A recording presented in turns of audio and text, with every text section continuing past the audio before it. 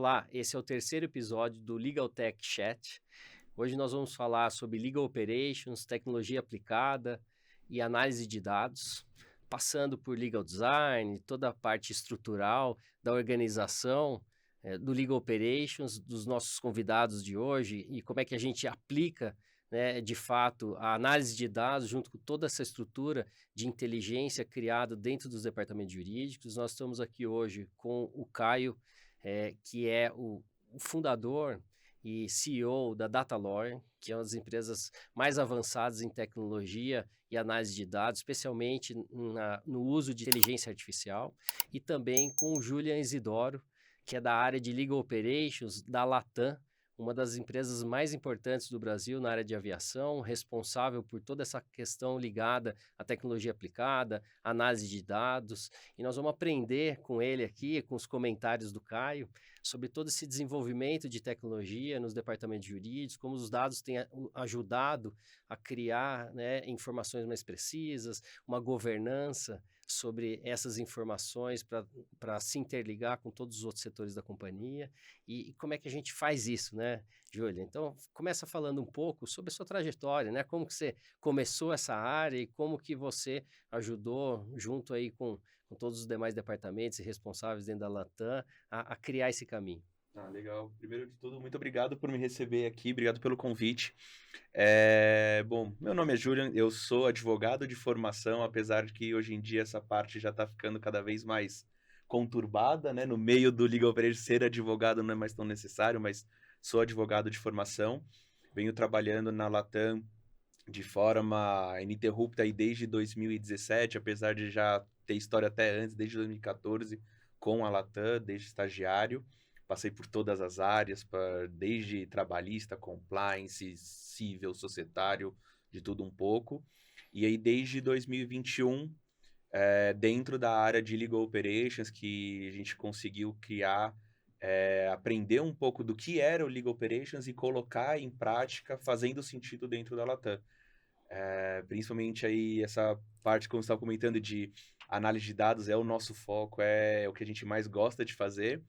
E ajudou bastante para que o Legal Operations na Latam se consolidasse, se mostrasse como uma área muito importante. Então, explica aqui para o pessoal, né, primeiro, o que é a área de Legal Operations, né? A gente trabalha com isso, a gente está acostumado, mas tem muita gente que está aprendendo agora esses conceitos, entendendo como aplicar também, né, esses novos ambientes, essa nova forma de organização dentro do seu ambiente, escritórios de advocacia, departamentos jurídicos. Sim, eu gosto do conceito de Legal Operations, apenas que ao mesmo tempo eu acabo me estendendo um pouco. Então, por favor, entendam no ponto. Esse é o objetivo aqui, nós queremos escutar. Legal Operations acaba da forma mais curta possível. Legal Operations é uma área de apoio não técnico ao departamento jurídico. Então, é uma área que ela serve para amplificar e apoiar as necessidades que um departamento jurídico ou um escritório de advocacia tenham, em sua grande maioria sem necessitar e sem se apoiar do conhecimento técnico jurídico legal.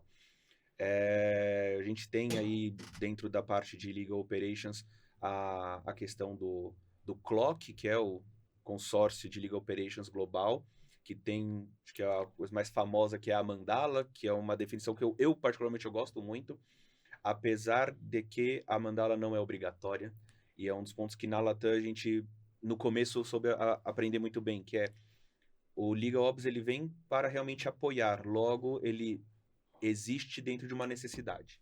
Então, se a sua área de jurídico, o seu escritório, tem uma necessidade muito grande de análise de dados, de novas tecnologias, de gestão de conhecimento, essas áreas podem ser incluídas dentro de Legal Ops. Na Latam, por exemplo, a gente trabalha muito forte com 3 pilares. O primeiro pilar administrativo, que cuida de recebimento de documentos, pagamento, gestão de fornecedores.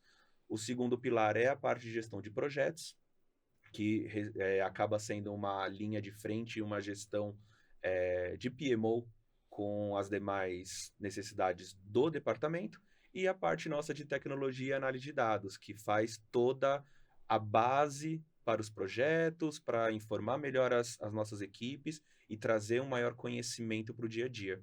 Então, Legal Operations fica nesse caminho, né? O que a sua equipe está precisando, Legal Operations deveria estar ali caminhando junto para dar esse suporte e realmente gerar valor no trabalho, que já é muito importante do jurídico. É porque na gestão, né, no departamento jurídico, a gente tinha, né, uma parte de tecnologia que estava ali no back office, né, que estava por trás, que é a parte de infraestrutura, né, de rede, de computadores, né, e é isso que a gente tinha no passado de TI, né, e a gente tinha também esse lado administrativo, de controladoria, né, que trabalhava essas outras questões, e o grande movimento dos últimos anos é que a tecnologia, a inteligência, né, essas novas estratégias vieram para o próprio negócio, né, ajudando a de fato resolver os problemas jurídicos. E aí a gente tem, inclusive, o último artigo, né, no livro que eu ajudei a coordenar na FenaLaw, né, que é de gestão e uso de tecnologia aplicada. O meu artigo foi justamente sobre plataformização em dois sentidos, né, um primeiro que é a plataformização da tecnologia, né, porque a gente já vai falar um pouco mais sobre isso, se tudo isso não estiver interligado, a gente não consegue aí os resultados, mas também a plataformização dos setores, né, dos serviços internos, e eu acho que é aí que é um ponto fundamental dessa mandala que você comentou, né, que a gente pode ter estruturas menores, né, que tudo isso está dentro de uma mesma função, uma mesma pessoa, um grupo menor de pessoas, pode ter empresas maiores que você continua com pessoas diferentes, né, responsáveis pela área de entender as tecnologias, pela área de analytics, pela área de gestão de projetos, né, mas de qualquer maneira isso tem que estar interligado no mesmo projeto, né, você tem que olhar, né, de forma conjunta quais são os projetos prioritários, como é que você interliga todas essas áreas, porque no final das contas o que nós queremos é gestão do conhecimento, né? Como é que a gente vai fazer perguntas e ter respostas com dados mais precisos, né? E o Caio Santos, que fundou a Datalore, tem trabalhado muito, né? Apoiado os departamentos jurídicos nessa estratégia, especialmente, né, no uso de dados e de inteligência artificial. Então, Caio, traz para a gente um pouco como é que é esse relacionamento do dia a dia com os departamentos jurídicos, como é que, de fato, você tem visto um valor agregado, né, naquilo que é feito internamente na área de Legal Operations com essa parceria com as empresas, com as Legal Techs, empresas de tecnologia aplicada na área do direito. Claro, claro. Bom, primeiro agradecer aí a presença do Julian aqui no nosso podcast, da Datalore e Ativa, ao Alexandre também, segunda vez aqui com a gente, de 3. E eu sou Caio Santos, sou CEO e fundador da Datalore, fundei a Datalore ali em 2017, minha trajetória profissional veio de uma empresa familiar que se chama Visurgente. Então ali a gente já tinha um grande volume, né? A Visurgente trabalha toda aquela parte de recortes judiciais, então toda a parte de clipagem em cima dos diários de justiça era o que a gente tinha bastante expertise, e a partir dali a gente começou a colocar inteligência em cima daqueles dados, né, visando entregar o que a gente chama de jurimetria, né, utilizando ali toda a parte de inteligência artificial, que na época, ali em 2017, pouco se falava, né, a gente tinha pouquíssimos cases, e a gente foi ali pioneiro no uso de inteligência artificial na parte jurídica, na área jurídica, né.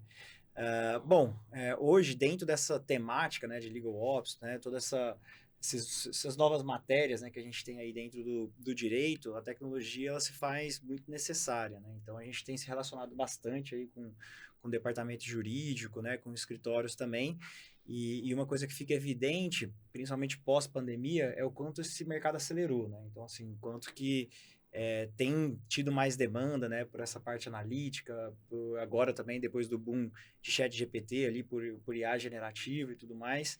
Então, realmente a gente tem acompanhado, a gente tem estudado bastante, interagido, e para mim é uma oportunidade tê-los aqui, né, no nosso podcast, e a ideia aqui é eu aprender mesmo com vocês, né, acho que são duas pessoas aí que são referências aí no assunto. Ô, Júlia, e seguindo um pouco aqui no nosso papo, né, vamos começar pela tecnologia aplicada, que é uma das áreas principais ali que você é responsável na Latam, né?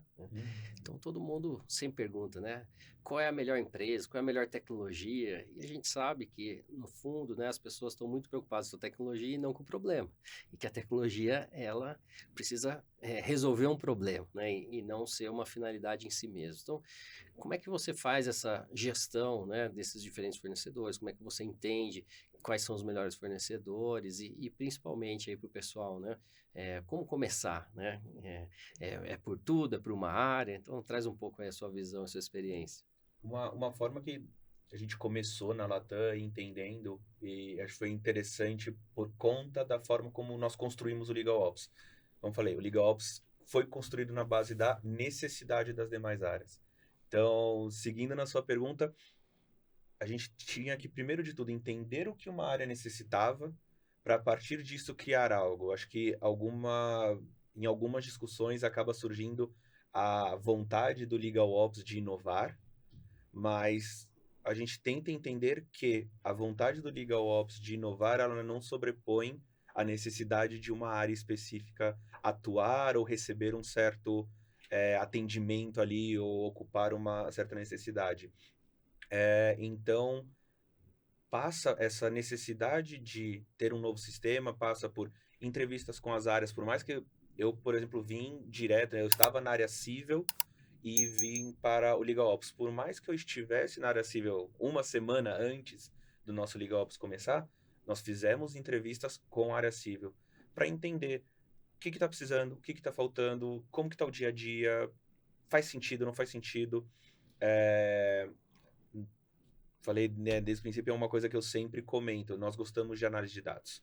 Então, toda vez que a gente vai conversar com algum sistema, por exemplo, minha parte de gestão de processos, parte contencioso, para dar um exemplo, ela é feita com escritórios parceiros. Então, a minha necessidade de gestão do processo não é feita interna, já é externa, então eu já tenho um outro player ali preocupado para eu conversar. Eu lembro que uma vez a gente conversou com a própria Data Lawyer, quando a gente começou a conversar, e eu brinquei e eu falei assim, olha, eu não vou me importar muito com a plataforma. E aí eu lembro o Hugo conversando comigo, ele, não, mas nossa plataforma é ótima. Eu falei, não, é ótima, eu concordo, adoro, olho e recomendo. Mas a gente gosta de ter o dado na nossa mão. E a gente gosta de construir formas diferentes de trabalhar. Então, a nossa necessidade naquele momento era pelo dado.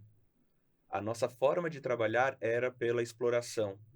Então, quando eu estou olhando um sistema, quando eu estou olhando, buscando no mercado algo, eu tento entender essa parte. Então, eu estou com um parceiro que ele vai me obrigar a aceitar uma plataforma, ou vai ser que nem com o pessoal da Atalaria e falar assim, não, beleza, o que vocês precisam para se alimentar desses dados? Como que a gente pode construir junto à sua necessidade? Minha parte de contratos, eu tenho que tomar cuidado com o meu contrato, não só na parte do meu jurídico. Meu jurídico também tem a parte de compliance, também tem a revisão com o meu solicitante. Hoje a Latam é uma empresa multinacional, então eu tenho que estar preocupado também com as necessidades dos meus advogados de outros países, dos meus solicitantes de outros países, área de gestão, Área de controle, produção de dados e assim área por de diante. tudo isso. Então, a parte principal que eu mais gosto de ter é necessidade e o complementar. Então, você fala, o que eu necessito? Eu necessito de um CLM, eu preciso controlar meus contratos. Legal, mas eu vou precisar de um BI. Se eu não tenho uma equipe preparada para criar BIs, para fazer análise, eu preciso. Agora, no meu caso, eu não preciso. Então, eu foco e começo a dar peso diferente para cada necessidade, para cada lado que a gente quer seguir dentro do nosso contexto. Uma dúvida, durante a pandemia, você percebeu aí que esse aspecto cultural e a adoção dessas novas metodologias, isso deu uma intensificada, assim? Qual que é o seu olhar para essa parte mais cultural, assim, de departamento? Aí não falando só especificamente da Latam, claro que você pode usar esse case, mas qual que é a sua visão do mercado em geral, assim? Eu acho que a partir do momento que a gente começa a pandemia, na aviação foi um caso extraordinário, mas todas as empresas começaram a ter a noção de custo em qualquer linha da companhia. Eu acho que o jurídico já era olhado de uma forma diferente, mas ele não era um custo principal. Então, quando você entra numa pandemia, que agora todo o custo importa, toda vírgula importa, o jurídico ele ganha não só a importância do seu custo, como também ganha a responsabilidade de chegar e falar, olha, precisamos entender o que está acontecendo. Sim. Então, o jurídico ele começou ali na pandemia e aí deu um boom de surgimento de legal techs, law techs, muito obviamente também impulsionado pelo trabalho online puramente, né? Toda a parte de home office. Então, eu precisava ter um sistema que não seria ligado diretamente a uma rede direta. Pronto, eu já preciso ter uma questão de segurança de dados que permita que o meu advogado, que a minha equipe acesse em casa. Pronto, já é uma coisa completamente diferente. Eu preciso ter uma maior liberação de custo para entender o que está acontecendo com os meus processos, o meu contrato, que eu possa diminuir tempo ou reduzir gastos. Então, eu acho que a pandemia veio não só pelo lado de custo, mas também para essa parte de gestão. A pessoa está em casa, eu preciso me proteger melhor, eu preciso ajudar a trabalhar melhor. Então, teve sim um grande florescer da necessidade de ter uma tecnologia cada vez mais refinada e abrir os olhos do jurídico para esse lado que outras áreas já tinham, né? O jurídico acaba chegando, a gente está discutindo de inovação agora, mas tem áreas inovando há muito mais tempo. Então, a pandemia ajudou bastante.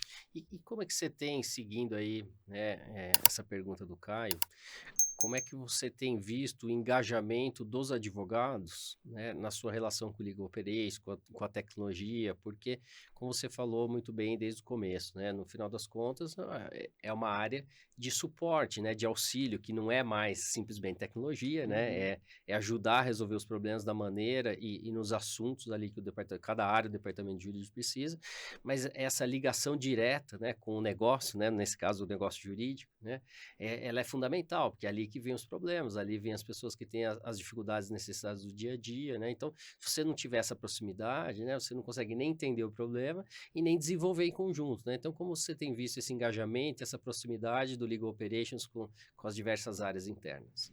Eu vejo muito forte, no Legal Operations da Latam, a gente tem o Léo, né, o Leonardo Santana é o nosso gerente. Ele veio para o jurídico, ele não é advogado, eu brinco que essa é a frase que eu mais falo em todo evento, além de que eu gosto muito de dados, é que o Léo, ele é o nosso gerente, ele é físico de formação. Então, veio ali com zero background jurídico. E ele veio como PMO de um dos nossos projetos. Mas a principal ali validade do trabalho, trazendo essa sua questão, ele tinha um conhecimento de corredor, de área, de como funcionava áreas operacionais, que ninguém ali do jurídico tinha antes. Porque mesmo que você seja muito próximo, falando de uma empresa, principalmente antes do Legal Ops se abrir um pouco mais e chegar um pouco mais próximo, tinha uma certa restrição entre áreas operacionais, áreas externas, áreas necessárias do negócio e o jurídico. Todo mundo fala com o jurídico com um pouco mais de cuidado, com um pouco mais de retenção ali do que eu posso falar, o que não posso, tá tudo certo, não tá nada errado, para onde a gente vai. Quando você começa a entender que a área de jurídico não é só uma área do não é uma área que vai me trazer só problema, é uma área que vai me ajudar a resolver problemas, vai afinando um pouco a conversa e o LegalOps tem essa função. Porque, ao mesmo tempo que ela dá essa liberdade e essa proximidade para as áreas fora do jurídico, ela traz uma tranquilidade para o advogado atuar. Então, assim, eu sou muito a favor da linguagem facilitada, que o advogado tem que aprender, mesmo que ele não seja de legal ops. Ele tem que aprender matemática, ele tem que aprender discursos mais simples, ele tem que aprender montar apresentações. Eu acho que isso é um aprendizado básico. Pelo menos as questões ligadas, ninguém vai ser programador, né? Mas tem que Exato. entender para que serve, qual o potencial de cada tecnologia, até para pensar essas soluções. Perfeito. Eu acho que é necessário. Sim, é algo que precisa ter. Mas, ao mesmo tempo, ter uma área de legal ops com esses conhecimentos, com uma frente aberta para as demais áreas, sabendo conversar, sabendo lidar com problemas, identificar potenciais riscos, dá uma liberdade para o advogado dar uma respirada nesses primeiros anos que a gente está conversando de mudança de formato do advogado trabalhar. Sim. Porque é muito fácil você chegar e falar assim, então, agora todos os advogados têm que saber usar ChatGPT, todos os advogados têm que saber conversar com todas as áreas e não vai poder mais falar latim. Eu não acho que ninguém mais fala latim hoje em dia. A gente escuta, a gente até brinca no departamento. Mas pessoa que fala muito, fala difícil, fala de jurisdição. É difícil você abandonar isso de uma hora para outra. Então, ter o Legal Ops ali servindo como uma porta de entrada, servindo como não uma barreira, mas realmente uma porta, tanto do jurídico para fora quanto de fora para dentro do jurídico, libera o advogado para entender aonde ele vai, onde ele quer ir, até porque tem uma coisa que no jurídico, eu pelo menos na faculdade, eu nunca ouvi E eu coloco uma crítica muito grande a diversas coisas que a faculdade ensina, como matemática, todas essas coisas, mas o plano de carreira de um advogado. O plano de carreira de advogado na faculdade é ter escritório, virar juiz, ou abandonar e virar alguma outra coisa.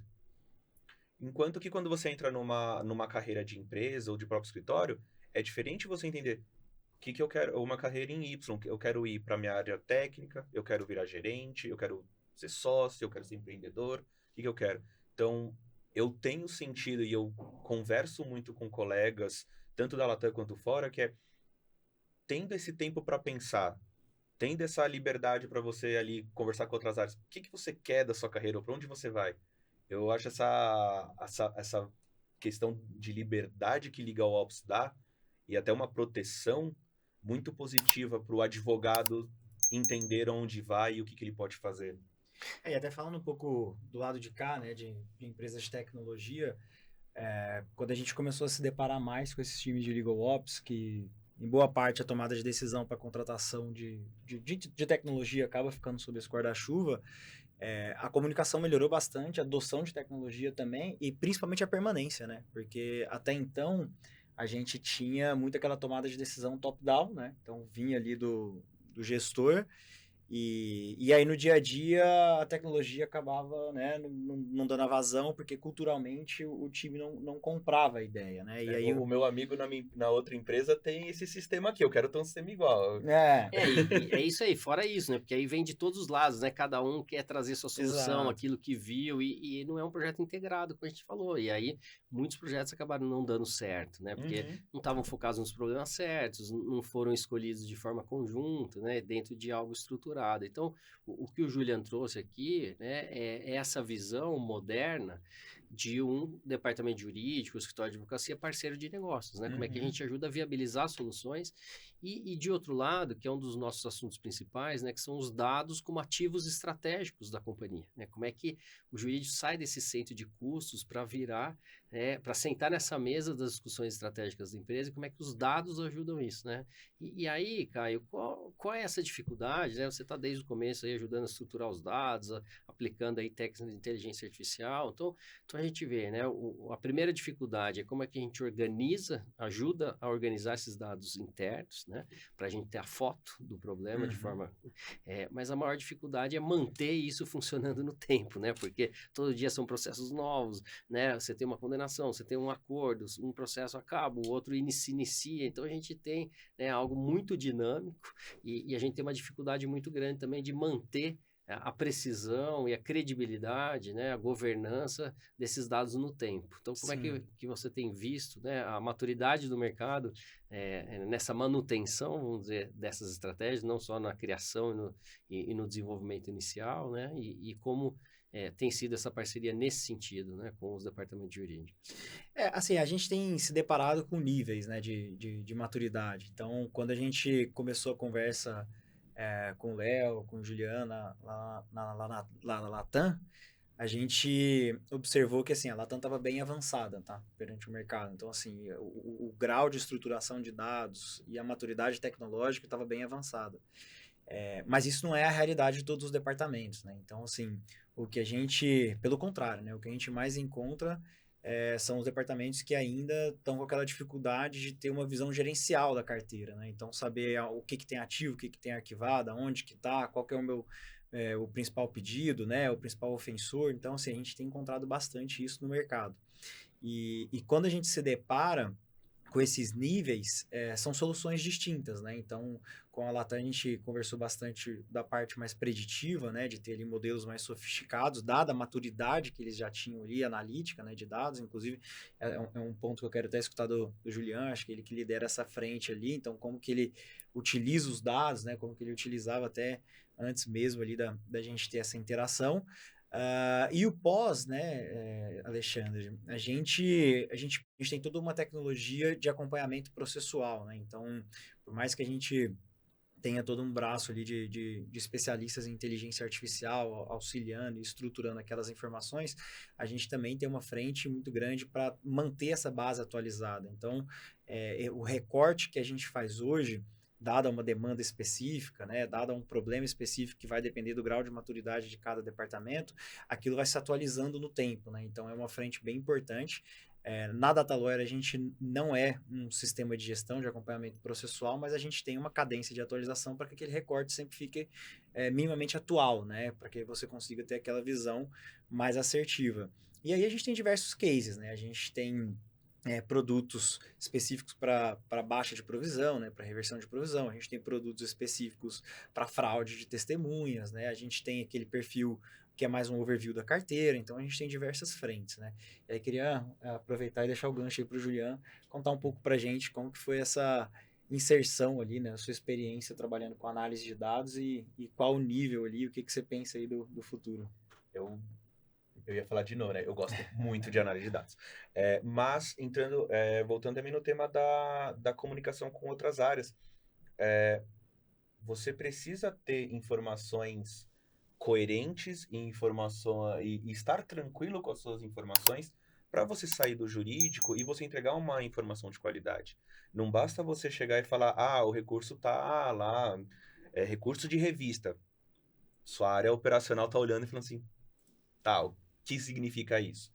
Então, quando você traz um maior número de informações, você abre algumas portas que antes eram fechadas por conta do tecnicismo jurídico. E aí entra muito o que a gente vem fazendo na Latam. A gente começou essa parte de dados e tudo mais com dados internos. Então, nós tínhamos nossas informações de processo e era muito com base em gestão de contingência. Então, a gente tinha uma base que era o controle de contingência e a gente falou assim, não, mas espera aí, tem informações legais aqui para outras coisas. Então, fui adaptando, né? Nessa época, eu comecei a falar, olha, faz sentido eu talvez ter informação não só sobre quando encerrou o caso, mas teve recurso? Quem recorreu? Foi o autor? Foi a gente? Foi um terceiro que estava no processo? Porque se eu tenho um juiz julgando o caso e eu falo, olha, eu perco 90% dos casos com esse juiz, eu estou com um problema muito grande. Só que esse 90% dos casos eu estou recorrendo, o problema não é ali com o juiz. Já estou falando numa instância superior. Então, entender os dados permitiu que a gente pudesse caminhar e direcionar o nosso potencial ali técnico, tanto com os advogados internos quanto nos escritórios, realmente para lugares que fizessem a diferença. Então, eu quero saber, isso é um ponto interessante, né, eu sei onde que está meu problema. Geralmente o jurídico é o problema. Aquela questão de, eu não sei onde tem processo, eu só tenho custo saindo, o jurídico é um problema. A partir do momento que você começa a direcionar e falar, não, vamos lá, eu tenho minha área civil, minha área consumerista com muito processo. Então civil consumidor é um problema. Você tem que dar mais um nível de informação. Quanto mais informação você vai chegar no ponto que você vai conseguir olhar e falar, olha, realmente aqui está o problema, e não só aqui está o problema, como aqui está a solução para esse problema. Porque se o jurídico é o problema, a solução é o quê? Não tem solução. Você vai tirar o jurídico para deixar de ter problema? Não, você vai continuar tendo problema e você vai gerar outro, porque agora você não tem nem mais jurídico para gerir aquela informação. E um outro negócio que eu acho interessante, foi uma das primeiras conversas que a gente teve com a DataLawyer na questão da segurança dos dados, da confiança dos dados. Eu, como Latam, eu tenho que ter 100% dos meus dados. Eu tenho que ter isso. Posso até falar em termos de quebra e falar quanto mais específico, mas eu tenho que saber ali meus processos, porque é uma questão de gestão. Eu não posso ter ali uma perda de casos por revelia e tudo mais, isso começa a fugir, mas eu tenho que ter tudo. Quando eu trabalho com outras empresas ou vou buscando mais coisas, eu vou virar e falar assim, pessoal da DataLawyer, a base hoje, como funciona? Eu tenho 90% da base trabalhista do mercado. Por quê? Porque não são todos os tribunais que estão 100% digitalizados e tudo mais. Eu conhecer esse limite e eu trabalhar com esse limite, já é um passo de maturidade. Você fala assim, não, eu não vou deixar uma fragilidade virar o jogo e me deixar a impossibilidade de usar os dados da DataLawyer. Não, eu vou usar, sabendo que funciona de tal maneira. Porque senão você fica muito fechado no que você já tem e fica, não, é isso aqui que eu tenho, essa é a verdade absoluta, quanto que você poderia estar explorando mais e abrindo mais o leque de possibilidades da análise. Isso, eu tenho um exemplo disso, eu acompanho todo mundo no LinkedIn aí que comenta e faz análise de dados que já são públicos, né? Que facilita muito. Hoje em dia a gente tem, fora as empresas como a Datalore, mas a gente tem agora os painéis de grandes litigantes, a gente tem alguns tribunais já disponibilizando acesso às suas bases, e eu gosto muito de ver as análises superficiais. Aquela do, está aumentando o litígio. Mas está aumentando aonde?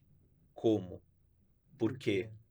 Porque é aquela história, eu posso virar e eu gosto de às vezes fugir um pouco da Latam para não ficar muito focado num mercado só. Mas se alguém olhou em algum momento, ali em 2020, o número de demandas contra seguradoras, ia falar, está mantendo uma média. Está igual, não está aumentando. Só que aí você vai começar a olhar e falar assim, peraí, numa seguradora eu tenho produtos de seguro de carro, seguro de imóvel, seguro de vida. Será que o seguro de vida está aumentando ou caiu? Pô, durante a pandemia aumentou e o de seguro caiu, o de carro caiu. Então a média ficou igual, mas... A média ficou igual, mas você não saiu daquele lugar, mas você já tem mais uma informação. Então eu vejo muitas análises hoje, principalmente com dados públicos, que eu entendo a limitação, mas que para a gente levar para frente e levar numa visão realmente de utilidade e para que a gente vai utilizar, a gente precisa ter muito cuidado com como nós estamos usando e o nível que estamos indo. E por isso que a empresa que hoje trabalha com dados e quer começar, ela precisa entender. Eu tenho a gestão da minha carteira, eu sei quanto estão ativos, quantos não estão. Isso é um primeiro passo. Você já pode falar onde está o problema? Calma. Senão é capaz de você sair atirando para um lado, e mesmo que você esteja atirando do lado certo, você não vai saber que foi por conta daquilo. Pode ser 1 milhão de outras coisas que trouxe ali um resultado positivo que não tem nada a ver com o que você fez e você gastou o dinheiro num lugar errado e daqui 3 meses, pronto, já mudou tudo e você já não tem mais nada para fazer. Então, é importante ter a visão completa dos dados e quando não tiver, ter a noção que você realmente não tem. Quais são as suas limitações com os dados? E aí, Caio, seguindo essa linha, né? Então, o que a gente falou aqui, né? O que a gente chama de small data, que é organizar os dados internos, né, da empresa. E isso já tem uma riqueza enorme, né? De poder estruturar, entender a tendência, quais são as políticas de acordo baseado no que já aconteceu, de provisão e tudo mais. Mas a gente... como o Caio falou, né, a gente tem um tipo de tecnologia que é focado ao dia a dia de tocar os processos, né, de trabalhar os atos ali do processo, mas a gente tem um outro tipo de tecnologia de estratégia, como a gente está discutindo aqui, que é ligado à inteligência, né? A gente entender os dados para criar planos de ação, estratégias, e o Caio tem avançado muito, né, a Datalore, em esmiuçar esses dados aí, como a gente está falando aqui, desde qual é o tempo de duração do processo, né, quais são os fatores que implicam aí nesse risco, desde um perito, né, desde de fraudes aí, por exemplo, de testemunhas, né, que é uma funcionalidade aí muito interessante, a gente poder também fazer uma análise de mercado, né, entender como é que as outras empresas, o seu mercado relevante também estão se comportando, né, em relação a essas questões, entender tese. Então, Caio, quais são os maiores avanços que você viu nesses últimos anos, né, nesse detalhamento, né, nesse aprimoramento dos diferentes algoritmos para entender essas facetas aí do dado, para depois o Julian comentar um pouco para a gente como é que ele usa isso, né, o que isso de fato tem trazido de forma prática aí, se traduzindo em resultados. Eu costumo dizer assim que a jurimetria, né, ela responde várias perguntas, né, mas as 3 principais e que a gente particularmente mais foca na Data Lawyer é qual o meu risco, quando, né, durabilidade média, quando isso vai acontecer e quanto que eu tenho materializado ali de risco, né? Então são essas 3 perguntas que a gente mais foca. E enfim, dado toda a nossa experiência desde 2017, utilizando inteligência artificial para a estruturação dessas informações, hoje a gente consegue responder com grau de assertividade essas 3 perguntas, quebrando ali especificamente no trabalhista por pedido, entendendo o que foi fundamentado, entendendo as particularidades, né? E aí que mais entra também a inteligência artificial, né? Realmente lendo os documentos, Exatamente. extraindo informações que normalmente não estão lá no cadastro, não estão nas publicações, nos andamentos. Né? Exatamente. Então, assim, a gente mede a durabilidade média ali do processo, a gente entende qual o risco a nível de pedido, e a gente entende ali, baseado numa média de condenação, qual o ticket médio que a gente pode colocar isso no tempo e atualiza ali por uma Selic, enfim. E aí o que a gente tem feito, né, dado que eu tenho essas 3 informações confiáveis, é colocar isso numa visão do tempo, né? Então, é um módulo de cash flow, né, de fluxo de caixa que a gente tem, que a gente quer passar essa visão tanto para o escritório quanto para a empresa, né? Para o escritório ter aquela visão de fluxo de caixa, quanto que ele vai ganhar ali no tempo, e para a empresa também ter aquela noção, aquela visão de desembolso, né? Então, é o que a gente tem investido, e a inteligência artificial, ela ajudou a gente nesse processo a organizar as informações para que a gente tivesse, de fato, dados confiáveis, para que a gente pudesse responder essas perguntas e colocar isso numa visão do tempo, dando mais previsibilidade ali para os nossos clientes. E o que a gente vê aí de futuro, aí já extrapolando um pouco dessas 3 perguntas, depois a gente volta a falar um pouco delas, é como que a IA generativa pode facilitar a interface de pergunta e resposta em cima desses mesmos objetivos, né? Então, a gente entende que por mais que a gente tenha tido avanços aí na adoção de tecnologia, na usabilidade, em funcionalidades, o meio jurídico ele ainda é um pouco mais conservador do que os outros meios, por mais que isso tenha avançado aí nos últimos anos. Então, como que a gente está olhando essa parte de IA generativa em cima desses dados? É como que eu consigo ter essas respostas de uma maneira mais simples, né? Então, como que... porque nem todo departamento conta com Júlia, né? Então, que tem toda essa expertise analítica, né? Proatividade, etc. Então, assim, como que a gente consegue entregar essas informações de uma forma mais facilitada e que, de fato, a gente consiga entregar case ali e resultado financeiro. Então, assim, um pouco do futuro é isso, né? Utilizar a IA generativa para plugar nessas soluções que a gente já tem, para que a gente consiga ter ali mecanismos de pergunta e resposta em cima desses dados, visando ali ganho de eficiência e resultado financeiro. Como tudo que é novo, né? Também tem muita gente achando que é generativa e que vai dar todas essas respostas, mas a generativa, ela está, né, avançando muito nessa questão da linguagem, né? Isso, De sim. leitura, estruturação das informações, criação de base de textos, mas ela não vai funcionar da maneira adequada, né? Tanto que tem essa discussão de alucinação e tudo mais, se ela não estiver ligada a bases confiáveis e estruturadas, né? E diga-se de passagem que esses modelos de LLM, eles não são bons para modelos preditivos, né? Eles são bons ali para pergunta e resposta, entender para matemática. São linguagem natural, exatamente.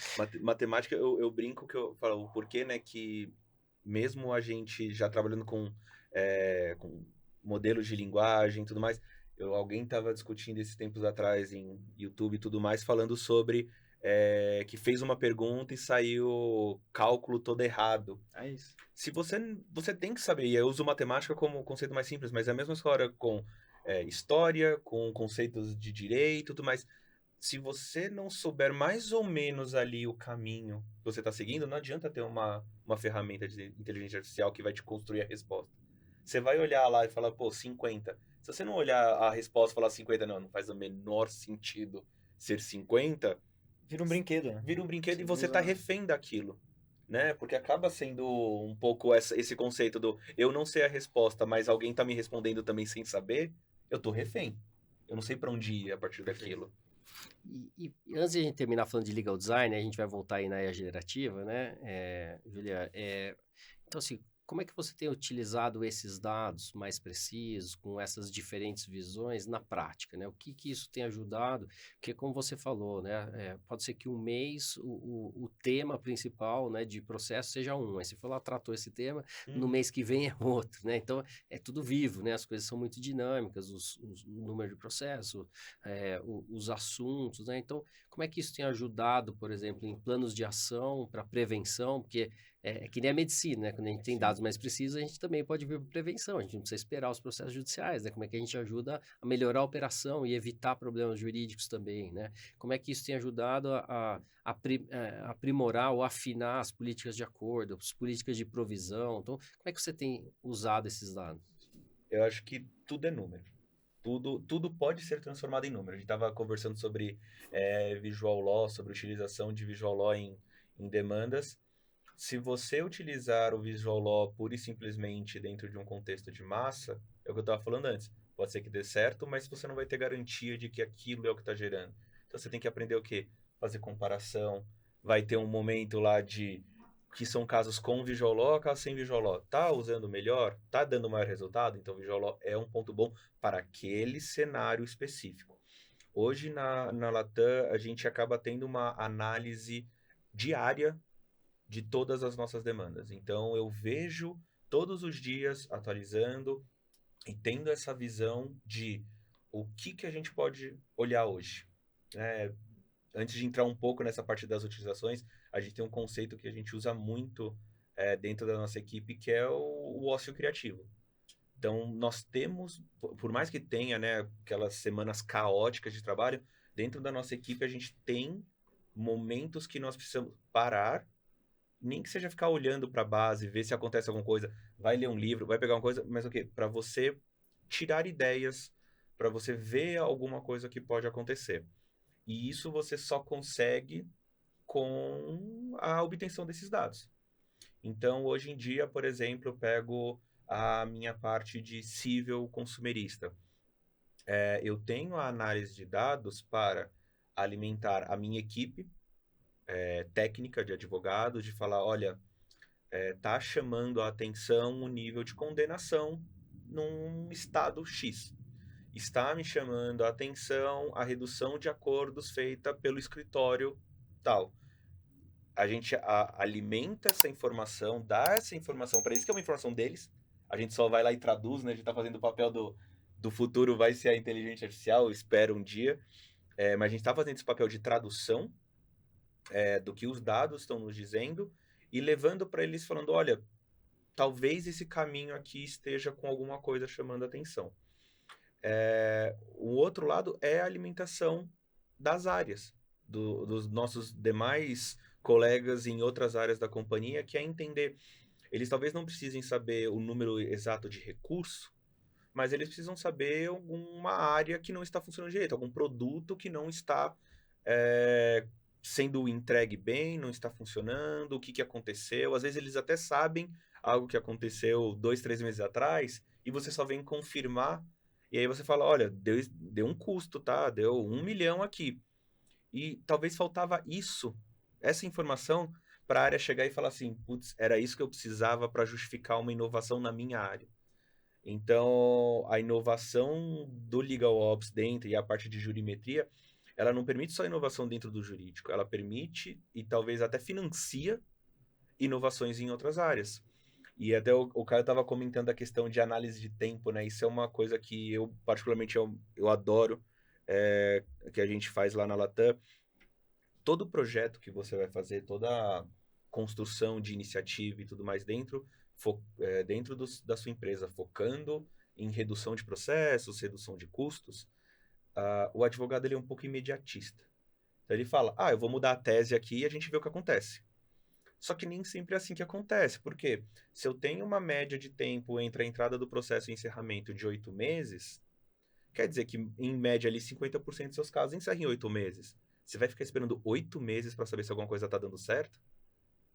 Vai dar aquele clima de ninguém vai esperar 8 meses. Seu CEO não vai esperar 8 meses, o diretor não vai esperar 8 meses. Ao mesmo tempo que vou mexer em algo na operação e ver se diminui o processo. Quanto tempo da data dessa operação que ela dá falha? Quanto tempo demora para a entrada com o processo?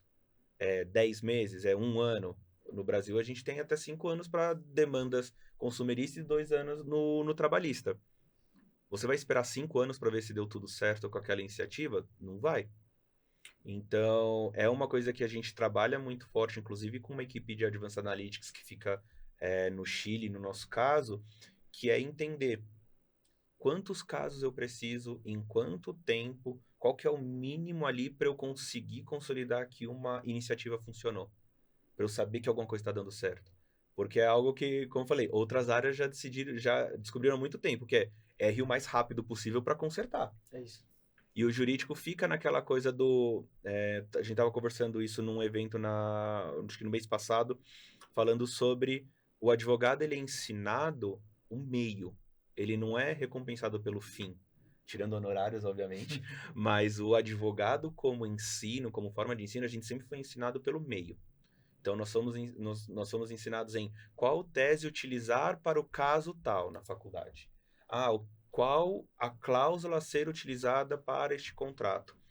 Quando a gente começa a trabalhar no sentido de um projeto, isso já não vale mais.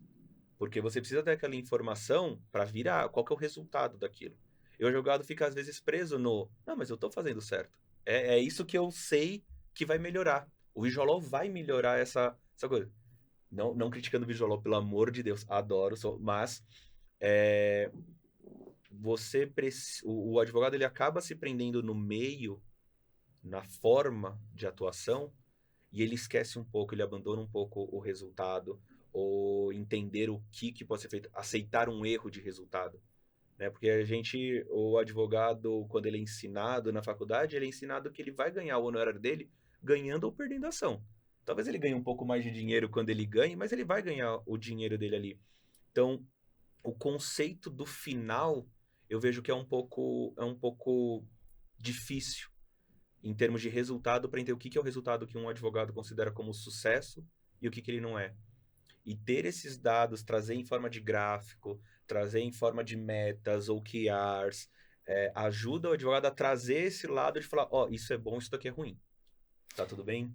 E também de entender outras estratégias, porque também nós somos formados para nos relacionar por processos judiciais, tanto que o Brasil é dos países do mundo que mais tem processos judiciais, né? Então, Perfeitamente. como é que a gente entendendo por meio dos processos, né, de entender o resultado, o impacto de tudo isso na operação, como é que a gente trabalha de novo a prevenção, né? Sim. Porque a gente também sempre é remunerado pelo processo judicial.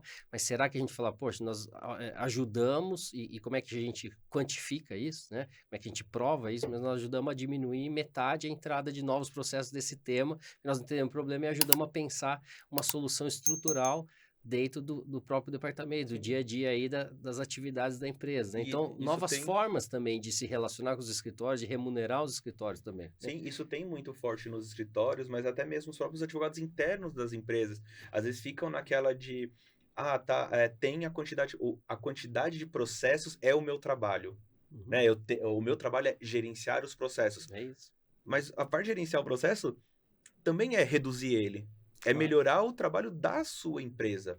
Não é porque vai ficar sem processo em algum dia que você vai perder o seu trabalho. Não, se você fez o seu trabalho muito bem feito, é o que você vai começar o quê? Direcionar. Não, então agora a gente vai começar a aumentar a operação da nossa empresa, então vai precisar de mais contratos, a gente vai precisar talvez mais de pareceres porque eu quero ir para outros mercados e tudo mais. Então, essa visão de o meu trabalho não é o processo, logo eu não tenho que me preocupar com o antes nem o depois, fragiliza um pouco o advogado, mas ele precisa ter essa noção, ele precisa ir para cima e os dados é o que garante que ele vai conseguir olhar tudo isso. Legal, e aí a ciência de dados, né, a gente está falando muito aqui do contencioso, né, mas ela serve para todas as áreas, né, quantos contratos eu tenho, quantas cláusulas deram problemas judiciais, né, como é que a gente faz gestão dos diferentes setores, né, e de demanda, área de produção de dados também, quais dados eu tenho de consumidores, por exemplo, e para que a gente usa. Então, todas as áreas, né, que a gente está discutindo aqui, elas cada vez mais têm se valido de ciência de dados, né, e o nosso último assunto aqui é o legal design, e as pessoas acabam muitas vezes ligando o legal design com o visual law, né, com a área visual, e não é isso, né, o design é a metodologia ou a ciência para alguns de resolução de problemas, e sempre começa pela observação, então os dados são muito importantes para a gente entender, né, essas entrevistas, como você falou, com as áreas, primeiro entender o problema, organizar as informações daquele problema para depois a gente sair achando aí qual é a melhor solução. E dentro da lógica do design, a gente tem então o design de sistemas, o design organizacional, como é a nova área de Legal Operations, né? O design da informação, onde está o Visual Law, onde está essa questão da linguagem, né? Simples ou plain language, como é o movimento mundial. E aí, Caio, para depois a gente terminar com o Júlia, né? A gente começou a falar de IA generativa e cada tipo de tecnologia tem o seu propósito e a sua forma correta de utilização, né? Então, muitas vezes essa área de analíticos, outras técnicas de inteligência artificial e de automação, por exemplo, que vão nos dizer qual é o valor do acordo, quantos acordos a gente fez, o quanto tempo demorou um processo. Então, aí a generativa precisa se plugar, né, ou ter uma interoperabilidade junto com essa outra tecnologia para a gente perguntar quantos acordos a gente fez, né, nos últimos 6 meses, né, quantos processos entraram. Então, não vai ser aí a generativa vai responder isso, é uma outra base, ela vai ter que se ligar nessa base para ela ter a resposta correta. Então, cada tecnologia tem um perfil, a gente tem o sistema de gestão de processos, né, que é o ERP. Então, como é que esse sistema de gestão de processos se liga com uma outra solução de inteligência, né, que vai ajudar a trazer esses dados para plano de ação, para política de acordo e assim por diante, uma plataforma de acordo, né, e assim por diante. Então, como é que você vê nessa parte do design de sistemas, né, a evolução também de se entender que os sistemas não podem ser mais contratados e vistos de forma isolada. A gente tem que ter uma base tecnológica que permita essa interligação, né, por meio de APIs, que são esses conectores aí entre diferentes sistemas. Então, como você tem visto a evolução também dessa plataformização na área da tecnologia? Como é que os sistemas cada vez mais estão se interligando e como é que a gente cria essa construção, né, das diferentes tecnologias para construir uma solução? O fato é que elas precisam se comunicar, né? Seja pelo meio de API ou alguma integração, elas precisam se comunicar para que a gente consiga, depois disso, higienizar aquela base e aí sim plugar essas soluções de IA generativa. Porque, até citando um exemplo que a gente tem discutido bastante ali na Datalore, vamos automatizar a criação de peças. Então, o nosso banco de dados ele é composto de processos distribuídos a partir de 2014. Então, assim, se eu só pego os processos e plugo em uma IA generativa, melhor que seja, ela pode utilizar fundamentação, algum tipo de aprendizado de processos muito antigos. E a jurisprudência mudou. E a jurisprudência mudou. Falando especificamente trabalhista, a gente teve a reforma no final de 2017. Então, assim, por mais que possa fazer sentido do ponto de vista literal, a linguagem em si ser simples e tudo mais, do ponto de vista de fundamentação e jurídico não vai fazer sentido. Então, assim, e isso segue a mesma lógica para a comunicação de todos esses outros sistemas. Então, assim, quero plugar aqui um chat para fazer pergunta e resposta em cima do meu Small Data. Mas como que está esse Small Data? Ele está organizado, não está? Você tem todas as informações, você tem todos os documentos, a gente já categorizou, a gente já classificou isso da maneira correta, para aí sim a gente compor um dataset, né, um hall de dados para ir plugar e realmente depois fazer toda essa parte de engenharia de prompt para obter ali o melhor retorno. Se sim, ok, a gente está nesse grau de maturidade. Se não, o primeiro trabalho é realmente organizar, coletar, conectar, para depois sim a gente ir falar de IA generativa. Por isso, né, Juliano, todo mundo quer o relatório, todo mundo quer inteligência artificial, mas isso tem um caminho, né, que começa na estruturação dos dados, no entendimento dos problemas, né? Então, como é que você tem trabalhado essa interoperabilidade, não só entre sistemas, mas diferentes fornecedores, né? E o legal design na construção dessas soluções. E como é que você tem trabalhado também com times multidisciplinares para fazer isso acontecer, né? Então, como isso tem acontecido na prática ali no dia a dia? Acho que foi, primeiro de tudo, entender o local onde a gente está. A Latam é uma empresa, eu como jurídico eu não posso impor nada, eu tenho que trabalhar ali dentro de contextos. Então, entender onde você está se alinhando, outras áreas, como que elas trabalham? Trabalham por meio de API, quando tem os sistemas, ou trabalham internamente dentro do sistema e o que for. Eu tenho conexão com outras bases, eu tenho mais informações dentro da companhia que valem a pena ter a conexão.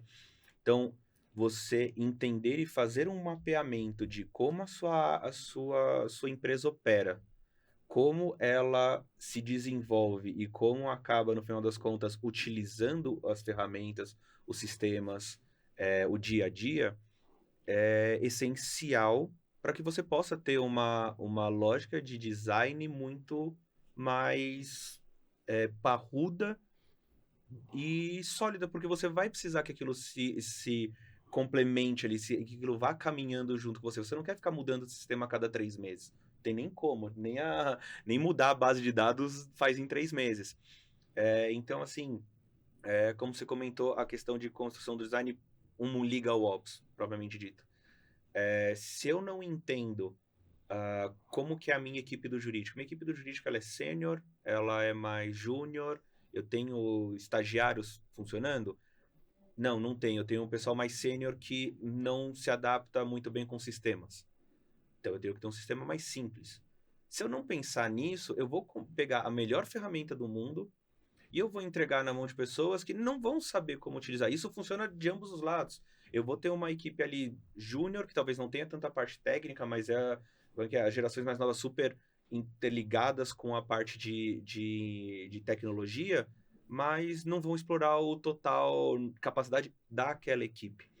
Então, no dia a dia, as entrevistas que eu comentei, eu preciso entender como que as pessoas trabalham. Elas sabem mexer em relatórios de preenchimento único. Então, eu tenho ali lista de colocar, ou é o tipo de pessoa que gosta de escrever? Então, se já coloca como escrever, quando eu virar para ela falar que ela não vai poder escrever num formulário inteiro, ela vai falar assim, não, tá faltando coisa aqui. Ela vai ser a primeira a falar que eu preciso de mais 300 itens ali para serem colocados. Dentro de uma inteligência artificial, dentro de uma empresa propriamente dita, se eu não tiver a conexão de todos os dados, ou souber como esses meus dados estão conectados, eu vou cair na base da alucinação e eu não preciso nem da inteligência artificial para criar a alucinação. Eu tenho o advogado recebendo más informações para uma ação e ele está completamente alucinado, porque está vindo informação errada, está vindo de lugares errados. Então, eu acho que dentro de um departamento jurídico, dentro de um escritório, se você precisa saber como a sua empresa opera, como a sua equipe opera, quem que está nessa equipe, onde que você quer chegar. Tem o quesito de evolução de equipe, né? Da equipe começar a aprender a utilizar a ciência de prompt hoje, engenharia de prompt é um dos cursos que vai aí aumentar cada vez mais, porque é algo que as pessoas precisam saber. A sua equipe vai se preparar com isso ou não? Ou quem da sua equipe, Ou né? Não vão quem ser da todos. equipe? Vai ter uma pessoa, vão ter todas ou vai ser só duas? Porque se tiver duas, já funciona para sua equipe funcionar. Então você pode ter uma ferramenta do Caio ali te entregando um prompt, ou não, pois eu vou pedir para o Caio a melhor ferramenta possível e minha equipe vai ficar até frustrada por não estar sabendo utilizar aquela informação. Então, A gente volta naquele assunto do aspecto cultural, né? e também da questão do resultado. O meio, se eu atinjo um resultado positivo e eu sei como aquilo funcionou, o meio pode ser uma planilha de Excel, pode ser o melhor sistema do mundo, se eu sei o que está acontecendo, porque os fins não justificam os meios, perfeito. Mas, se você não sabe o que você está fazendo, se você sabe o que você está fazendo no meio, você pode replicar ele, você pode melhorar, você vai atingir outros pontos, vai saber para onde você vai. Então, o resultado, ele diz para você, olha, você está fazendo muito bem. Agora, é uma planilha de Excel? Ela está funcionando bem? Tá. Você precisa investir num sistema megalomaníaco, gigantesco? Minha equipe não sabe mexer, não é o perfil. E às vezes não é nem saber mexer, porque aquela é a tecnologia adequada, né? Ou são as ferramentas adequadas para aquele tipo de problema, né? Porque é a adequação, e é o negócio do Legal Ops. O Legal Ops, ele tem que achar a necessidade. Se a necessidade é algo simples, pronto, algo simples é o que vai ser entregue, é o já inovar. Pode ser desde um sistema como um Excel super básico, pode ser um sistema super complexo, como pode ser simplesmente falar assim, pessoal, vocês precisam de uma reunião. Monta uma reunião semanal para vocês conversarem sobre o tema. Nossa, já inovou e já melhorou muito. Mas é o que cada pessoa precisa, o que cada empresa precisa para atingir o melhor resultado. E é isso que a gente tem visto muito, né? Toda essa discussão de jornada do cliente, a gente fala de cliente interno e cliente externo, né? Jornada do cliente, customer experience, né? UX, usabilidade, porque um dos maiores desafios realmente é a adoção, né? As pessoas utilizarem, então a gente tem que entender os diferentes perfis, como é que a gente trata, né? Tanto as funcionalidades do sistema, a forma de utilizar e as pessoas que vão utilizar cada uma dessas facetas, né? Desde usar no dia a dia para as tarefas, usar para para as atividades mais analíticas. E aí, terminando aqui o nosso papo, né? Porque tudo que é bom sempre passa rápido. Como é que você vê, Juliano, o departamento jurídico, a área de Legal Ops da Latam daqui a 5 anos? Né? Como é que você Pergunta enxerga? fácil essa. É bem fácil. Essa a gente não combinou aí. É para pegar de surpresa mesmo. E depois o Caio, como é que ele vê a Datalore apoiando esse Legal Ops aí? Por isso que eu vou deixar ele até depois, uma colher de chá aí para você, Caio, falar depois. Como é que você se vê também e a Datalore apoiando essas iniciativas daqui a 5 anos? Para onde a gente vai? Olha, pensando muito na parte da empresa como um todo, eu acho que hoje a gente já está no caminho. É realmente chegar em algum lugar. Então, como eu vejo e como eu gostaria de ver daqui 5 anos, é utilizando cada vez mais ferramentas inovadoras, melhorando o alcance que nós temos de informação. No final de tudo, ser uma equipe cada vez mais inteligente no sentido de o que é o meu trabalho. Meu trabalho é melhorar o meu atendimento para o meu cliente final, é eu ajudar as minhas demais equipes a performarem melhor. Então, eu acho que, assim, o futuro ideal para mim passa por ferramentas de inteligência artificial, de robôs, de automatização, mas mesmo não tendo isso, eu acho que tendo um entendimento dos meus advogados técnicos, até porque sou o único advogado do Legal Ops, mas todos os meus advogados técnicos, eles entenderem cada vez mais o papel deles na organização, o que eles podem fazer, o que eles podem pedir, onde eles podem abrir olhos e abrir caminhos. Eu acho que esse é o principal papel hoje de uma equipe de Legal Ops e é o melhor que uma equipe de Legal Ops pode pedir para daqui 5 anos, para daqui 10. Eu posso pedir várias tecnologias, mas se eu já tiver a minha equipe entendendo para onde ela vai, para o que ela precisa, tudo mais, eu acho que já é um futuro muito positivo para que o jurídico continue tendo um papel relevante dentro da empresa. E aí, Caio, como é que você vai ajudar isso a acontecer? A gente vai ser o suporte para tudo isso, né? Então, Ele vai dar as ferramentas que eu falei que eu não precisava tanto, ele vai isso. falar, não, essa daqui você precisa sim. Com certeza. Assim, para os próximos 5 anos, sem dúvida nenhuma, Datalore tá bem focado em investimento na parte de IA generativa, que realmente foi um avanço muito grande, isso que a gente viveu nos últimos 2 anos, e provavelmente os próximos 5 a gente vai ver muita coisa legal, né? Então, a gente tem um compromisso com a seriedade, com a qualidade, né, desses projetos, então a gente não surfa na hype, né? A gente quer fazer coisas, mas a gente quer fazer coisas que de fato tragam valor, que sejam confiáveis e consistentes. Então a gente está bem focado nisso.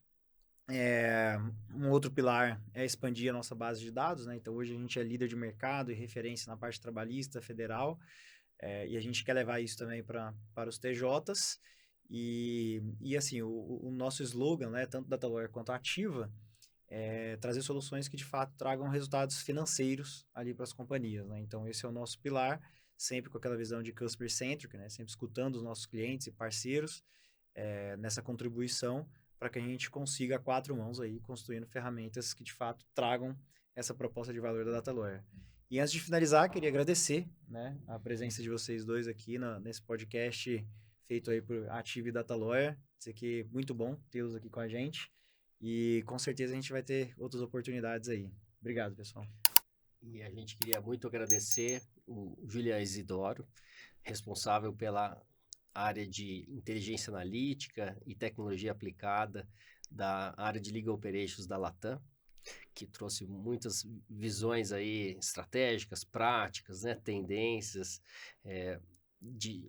e também, né, o quanto é importante trabalhar a cultura e essa interligação entre o Legal Operations, as áreas fins ali do jurídico, as outras áreas da companhia, e o Caio Santos, fundador da Datalore, nesse terceiro episódio do Legal Tech Chat, falando aí sobre tendências e tecnologias nesses vários episódios, e agradecer também a todos os nossos ouvintes e nossos ouvintes desses vários papos, também convidando para acompanhar e se inscrever no canal do YouTube da Ativa Data Lore e também seguir aqui o Julian, o Caio e todos os nossos especialistas nas redes sociais com muitas informações, não só de produtos, mas principalmente de tendências de mercado, porque a gente está num momento de muita colaboração também, né, Juliana? Eu acho que o CLOB é uma das grandes expressões, né, desse movimento. Então, tem tido muita troca de experiência entre departamentos jurídicos, escritórios,